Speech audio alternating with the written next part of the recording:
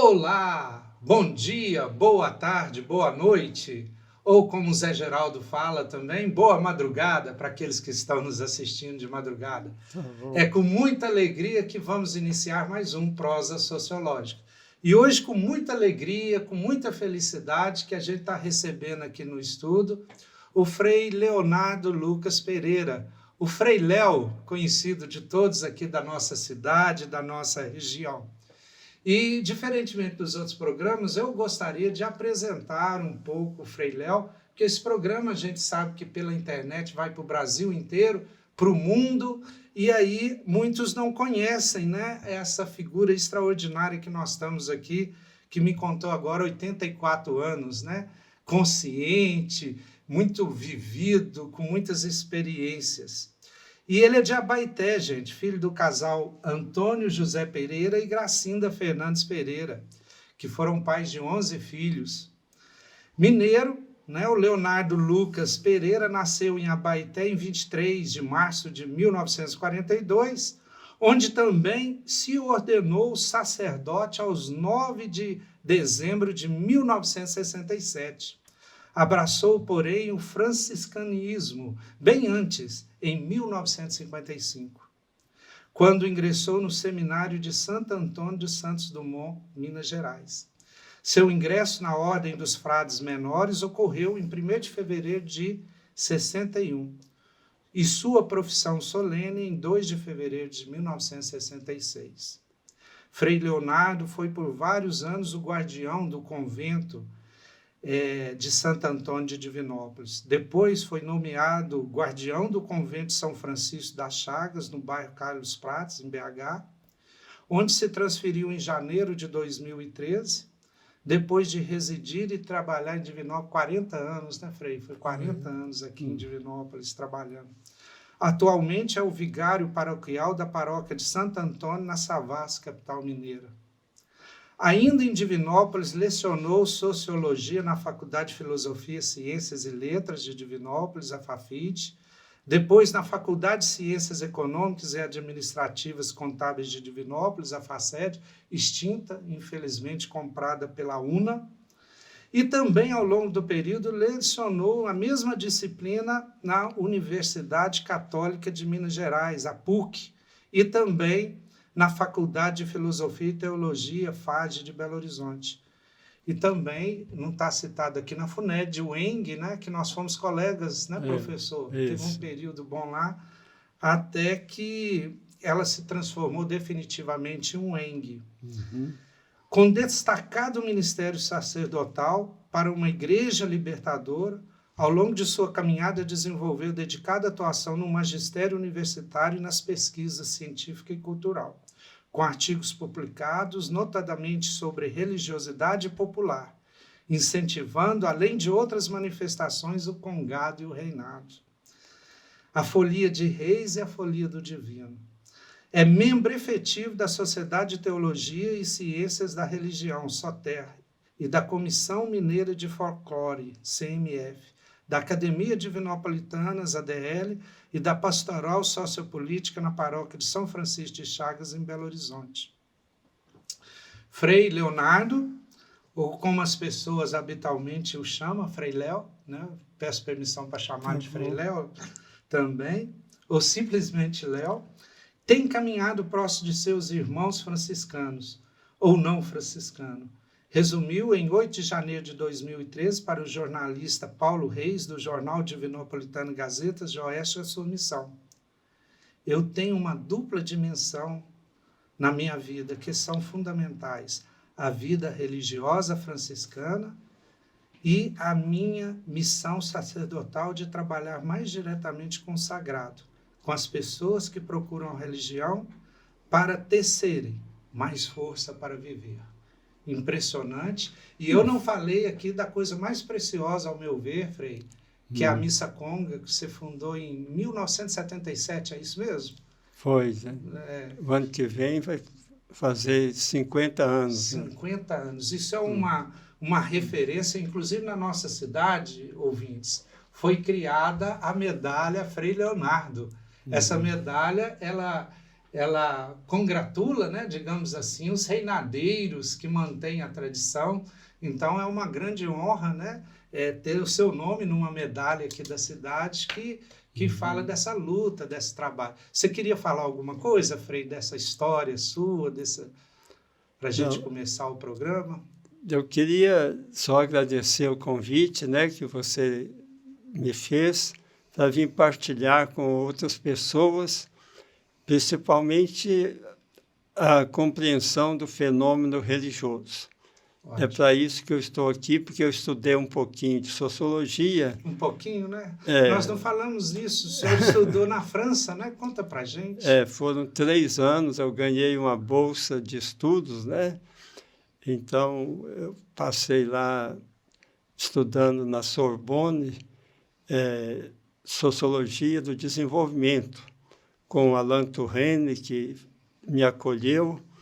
Eu passei um aperto danado lá, porque eu não sabia direito o francês, ele fazendo pergunta para ver em que grau ele me colocava lá, se era no mestrado ou se era no doutorado já. E ele acabou me julgando lá para cima. Eu falei, vou julgar esse sujeito aqui para ver se ele dá conta de passar. Se não der, a gente dá bomba para ele, mas graças a Deus deu para passar e consegui lá trazer um diplomazinho para poder dar aula aqui em Divinópolis e Belo Horizonte. Muito bom. E assim, gente, a ideia desses programas, né, nós esperamos fazer pelo menos uns 4 programas com o Frei Léo, é sobre sociologia da religião. A gente criou uma playlist, né, que chama Fronteiras da Sociologia. Então, a gente está estudando algumas ciências que têm muito a ver e colaboram demais com a sociologia, né? A antropologia, a história e, é claro, a religião. Então, a gente vai começar agora alguns estudos sobre sociologia da religião e da religião em si. E aí, Frei, eu já vou fazer a primeira questão para você debater conosco. Como é que surge esse fenômeno da religião, da transcendência humana? Como é que surge isso? Como é que você poderia falar para nós? Eu queria chamar aqui um sociólogo jesuíta que trouxe para nós uma compreensão do que seria uma sociedade, e ele coloca 3 elementos fundamentais para que a gente tenha uma sociedade. Primeiro, o meio ambiente. Em segundo lugar, a demografia. E, em terceiro lugar, o fator biopsicológico. Eu quero me ater aqui a esse terceiro ponto, fazendo uma análise da pessoa humana, porque me parece que a religião ela vai brotar da pessoa humana. Ele diz que o nosso eu, ele é composto de 2 dimensões. Tem um eu que a gente poderia chamar de estático. Este eu estático, ele é aquilo que nós recebemos da sociedade, o eu sociológico, né? Nós recebemos, quando nascemos, uma missão, um nome, eles nos colocam uma tarefa, um papel a ser executado, né? Então, esse é o eu sociológico. Mas o nosso eu também, ele tem uma dimensão que eu chamaria assim, fenomenológica, né? É o eu que nós adquirimos como o nosso físico e o nosso psíquico, elementos inatos e elementos adquiridos. E a gente vai ficando, no decorrer da história da gente, com determinadas características, não é? Esse momento que nós chamamos de eu fenomenológico é o que nós vamos também carregar durante toda a nossa vida. E, finalmente, o nosso eu, ainda o eu estático que nós estamos considerando, ele é um eu ontológico. Para além do nosso eu sociológico, social, para além do nosso eu fenomenológico, nós temos um eu ontológico do nosso ser mais profundo, que a gente só pode descobrir através de uma análise filosófica mais profunda, não é? É aquilo que nos constitui na nossa essência, vamos falar assim, e depois essa essência se desenrola na nossa história como um eu social e um eu fenomenológico. Além deste eu estático, que é o primeiro nível do nosso eu, nós temos também um eu dinâmico.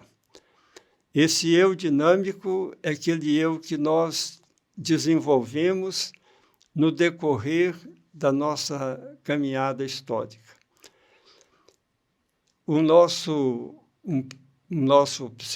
psicanalista chamado Joseph Noten, ele trouxe para cada um dos membros da nossa sociedade, para cada pessoa, ele trouxe algumas necessidades básicas fundamentais. Essas necessidades básicas vão pedir uma tendência, um impulso, antigamente a gente chamava isso de instinto, para procurar objetos de satisfação na realidade, para satisfazer as nossas necessidades fundamentais. Quais seriam essas necessidades fundamentais e quais seriam as tendências mais fundamentais na nossa vida? Eu espero chegar até aquilo que você está perguntando, né? Ao fundamento do fenômeno religioso. A necessidade fundamental nossa, a primeira, que eu chamaria de psicocorporal, ela tem uma dupla dimensão. Primeiro, é a conservação de nós mesmos, né? Do corpo físico. Primum vivere de inde filosofare. Primeiro a gente quer viver, depois a gente pode filosofar, assim, né? Porque sem vida... Então, nós todos queremos sobrevivência, né? Para isso, a gente se alimenta, a gente tira férias, a gente procura se distrair, tudo aquilo que nos conserva. Certo. Tá bom? Uma outra dimensão ainda psicocorporal muito importante, essa tendência foi muito acentuada pelo Freud, reprodução, vamos falar assim. A reprodução, isso é a sexualidade, sexual, né? A sexualidade também é uma força muito poderosa. Está todo mundo procurando uma companheira, um companheiro para poder se relacionar, né? E daí pode ou não nascer também, né, a reprodução da humanidade. Então, neste nível primeiro, né, das nossas tendências, nós temos a autoconservação e a sexualidade. Um outro nível que eu chamo de psicossocial, né, das nossas necessidades, das nossas tendências, né, dos nossos instintos, entre aspas, é, primeiro, a sociabilidade. Né? Nenhum homem é uma ilha, nós somos feitos uns para os outros e a gente só se complementa, né, no relacionamento. E a dimensão, ou melhor, a manifestação mais bonita desta tendência é o amor fraterno, né? A amizade. Aristóteles já falava zoum politicum. Zoum político, isso mesmo, é um ser social, social, animal social, né? é justamente isso, né? Que E aí o amor fraternal, nós temos o ágape grego, né? e o ágape parece que vai ser alguma coisa ainda lá do mundo da espiritualidade, né? Por enquanto seria só, Só o digamos, a filos. amizade, né? A Amizade, filia, filia. o amor filia aqui. É. Agora, uma outra necessidade básica que nós temos é a necessidade de sermos reconhecidos como pessoas humanas. Interessante. É o que nós chamamos de a nossa autoafirmação. Todo mundo quer aparecer. Todo mundo quer ser importante. E os políticos mais um pouco. Mais um pouco. Porque então, nossa, que sujeito maravilhoso, eu vou votar nele, né? E aí ele fica todo, né, orgulhoso e se acha tal. Mas o desejo de ser reconhecido, ninguém vive sem isso, né? Quem é rejeitado vai ter um problema dificílimo, porque nós dependemos muito, eu diria, do reconhecimento dos outros, né? É verdade. É interessante, né? Não sei se você lembra daquela história dos discípulos de Jesus, João e Tiago. A mãe deles foi lá falar com Jesus. Você podia, quando você vier na glória, fazer com que esses meus 2 filhos se assentem uma à direita e outra à esquerda, como se fosse assim o tempo da glória do Lula com o Palocci e o Zé Dirceu, uma coisa assim, né? Aí Jesus falou, não, mas vocês estão sabendo o que vocês estão pedindo, não? Vocês dão conta de tomar o cálice que eu vou tomar? Para isso, vocês falaram, nós fazemos qualquer negócio, podemos, né? Eu sabia direito que era passar pela morte, pela cruz, etc., né? Mas os outros discípulos ficaram com raiva deles, porque eles é que queriam ser o primeirão e o secundão, né? Tanto é que Jesus fala, né? Quem quer ser primeiro, senta lá no último. Senta no último lugar, vai ser o servo, vai lavar os pés. Então, é por aí. É interessante porque Jesus não tira esse desejo da pessoa de ser importante. Mas importante para Jesus é quem serve os outros. Exatamente. Né? Quem dá a vida pelos outros, como Exatamente. ele deu a vida. Amor, né? O amor, isso mesmo, por aí.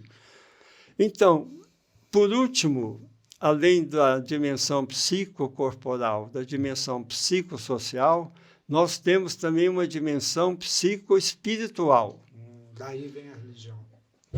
Antes de chegar na religião, nós passamos pela filosofia.